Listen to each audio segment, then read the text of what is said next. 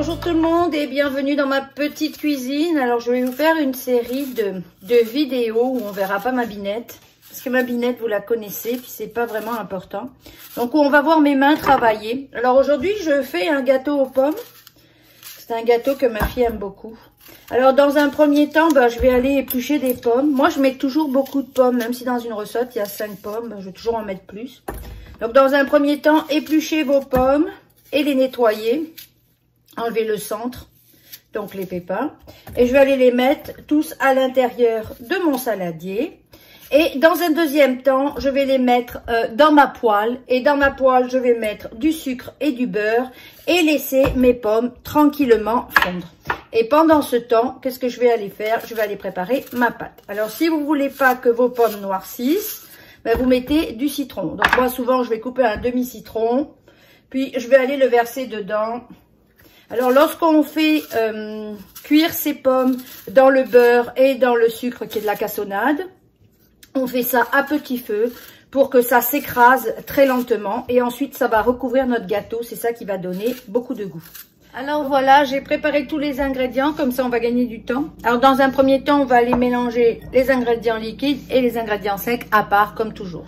Donc, on va aller prendre du lait. C'est 5 cuillères à soupe de lait. Donc, je les ai déjà préparés. J'ai jamais essayé de faire de changement de type de lait, mais je suppose que ça ferait pas grande différence. Un quart de tasse de crème sûre. Et on va aller mettre 2 œufs. Un œuf en entier et un œuf où il n'y a que le jaune. Donc, ils sont préparés ici aussi. Voilà. On va aller prendre un fouet et on va remuer tout ça. Alors, moi, j'aime bien mettre ma cuillère de vanille là-dedans, bien que souvent, elle est proposée d'être mise dans les ingrédients secs. Voilà. Donc ça, on va le mettre de côté. Alors, dans un deuxième temps, on va aller mélanger les ingrédients secs. Alors, les ingrédients secs, il y a la farine. Donc, on va aller mettre 170 g de farine. Et 145 g de sucre brun, de cassonade.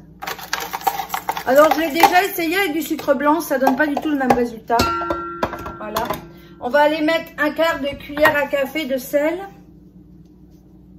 Alors, j'ai la petite cuillère du 1/4. La cannelle, vous pouvez en mettre un quart ou un demi. Ça dépend combien vous aimez la cannelle. Et je vais aller mettre de la gomme de xanthane. Bon, moi, je mets souvent de la gomme de xanthane. Ça permet au gâteau de tenir plus longtemps, de s'effriter moins, je trouve. Alors, moi, je vais mettre une demi-cuillère à café, donc 2 fois 1/4. Donc là, j'ai tous mes ingrédients. Je vais aller mettre ma levure. Donc ici, moi c'est de la levure française sans gluten, mais on peut aller mettre de la baking soda et de la baking powder. Ici, j'ai coupé du beurre et mon beurre, il est à température ambiante depuis un bon moment, vous voyez. Donc, je l'ai coupé en morceaux, on n'est pas obligé de le faire petit. Et on va aller le mélanger à l'intérieur de la farine pour faire comme un crumble. Voilà.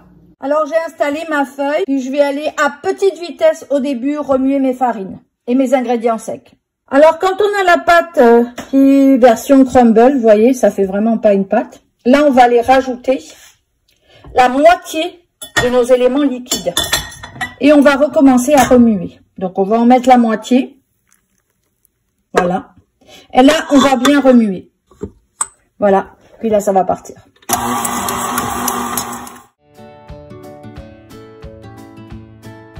Alors voilà, le mélange est terminé. Je vais aller l'enlever. Là.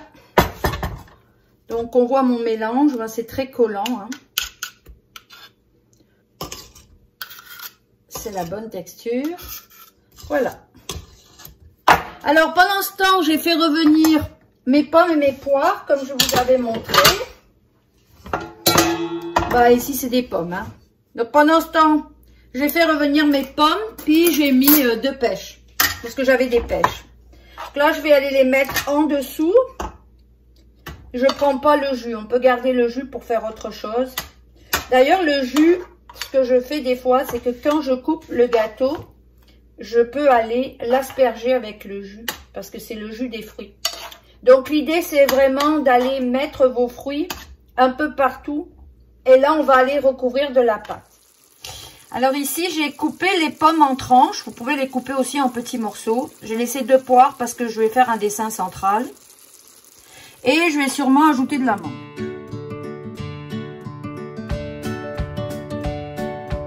Alors bien sûr, je vais préchauffer mon four en attendant. Comme ça, dès que j'ai fini, ben, mon four est chaud. Voilà, comme vous voyez, c'est un petit gâteau renversé qui est vraiment très simple à faire. Ça se mange facilement. Je l'ai fait aussi avec des prunes. Je l'ai déjà fait une fois pomme bleuée. Vous mettez pas le jus, c'est sûr, parce que sinon ça va détremper. Voilà, donc là vous pouvez aller écraser. Pour que vous voulez bien en avoir partout. Et là, on va aller mettre notre pâte obtenue par-dessus. On va la remuer une fois pour être sûr. Donc, vous voyez la texture. Voilà. C'est pas très gros par-dessus.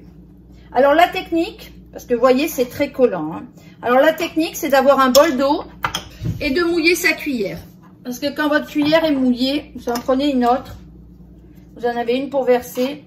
Et là, vous étalez votre pâte par-dessus. Ça va donner un fin petit gâteau, très agréable. Avec par-dessus les fruits. Bon, on ira l'étaler bien avec l'eau.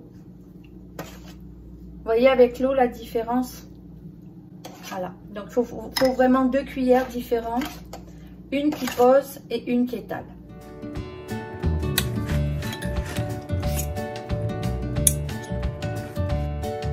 Alors, ça part 45 minutes au four.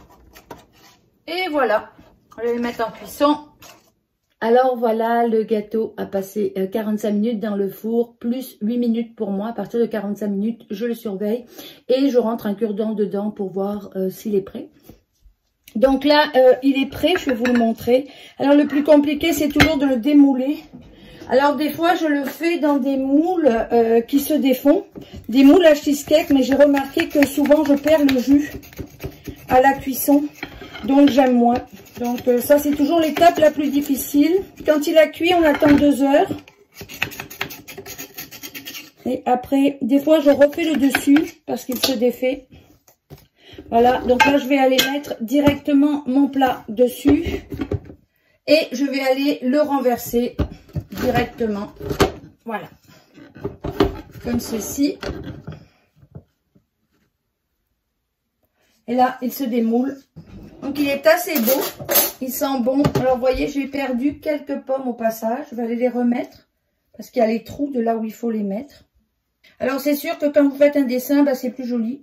Alors, voilà, le gâteau est terminé. Vous voyez, c'était quand même assez simple. On peut avoir une version plus évoluée si on fait une décoration pour apporter quelque part ou juste pour soi. On peut juste mettre les fruits tel quel.